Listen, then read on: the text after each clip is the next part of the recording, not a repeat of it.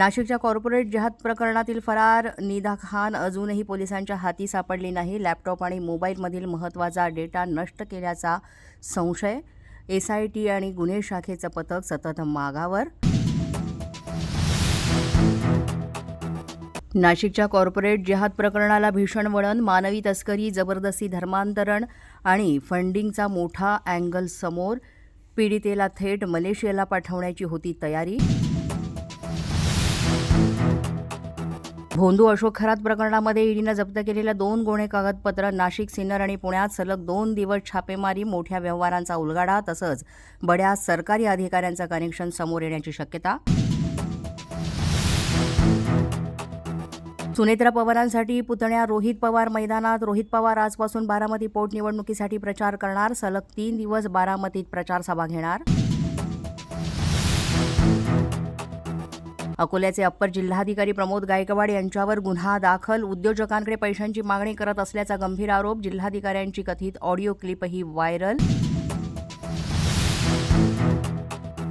रिसॉर्टमध्ये अत्याचार केल्याचा संशय. जबरदस्तीनं टेकडी आणि रिसॉर्टवर नेण्याची पीडितेने केली होती तक्रार. मुंबई मेट्रोचं काम सुरू असताना क्रेन पलटली. बीकेसीमधील मेट्रो साईटवर बीम उचलून पिलरवर ठेवत असताना घडली दुर्घटना. सुदैवानं कोणत्याही प्रकारची जीवितहानी नसल्याची माहिती. 1 मे म्हणजे महाराष्ट्र दिनापासून परवानाधारक रिक्षा आणि टॅक्सी चालकांना मराठी भाषा येणं अनिवार्य. नाशिकच्या TCS कंपनीतील अत्याचार धर्मांतरण प्रकरणामध्ये धक्कादायक माहिती समोर. कंपनीतील कर्मचाऱ्यांनी पीडित तरुणीवर.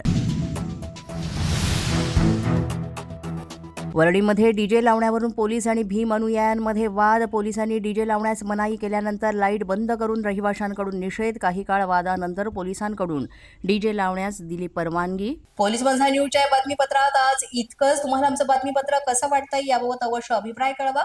यासाठी पोलीस माझा न्यूजचं YouTube चॅनल सबस्क्राईब करा. तसंच आमचं फेसबुक, इंस्टाग्राम आणि ट्विटर अकाउंट फॉलो करा. अधिक माहितीसाठी आमच्या www.policemazhanews.com या वेबसाईटला भेट द्या. आमचे अधिकृत प्रतिनिधी व्हायचं असेल तर स्क्रीनवर दिलेल्या क्रमांकांवर आजच संपर्क साधा. आजच्या बातमीपत्रात इतकंच. पुन्हा भेटूया पुढील बातमीपत्रात. तोपर्यंत पाहत रहा पोलीस माझा न्यूज.